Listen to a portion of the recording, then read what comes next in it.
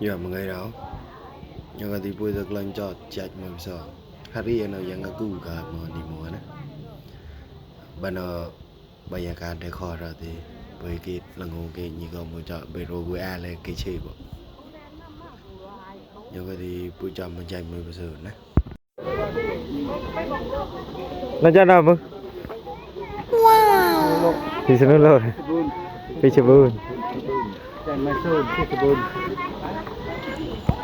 Thì mình đi là lâu rồi thì tôi cái lên mùa tòn thì thì một năm để plong ba không là cho nó cái tiền rồi thì tôi san đi chạy cờ thì chọc lên chạy đi chạy cờ như này buổi chiều saya bỏ sọt không có thầu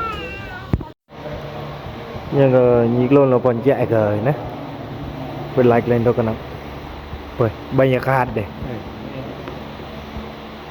Mình chỉ có ta có đi bụi rồi chỉ có rồi.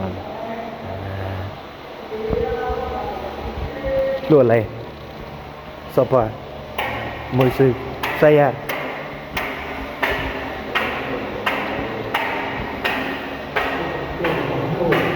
Nên tôi đi thực lên của lấy nó mới hả? Anh nào với của nên nó là cái tuổi như cực lên đó thì lên lực với lên ngu cả mất.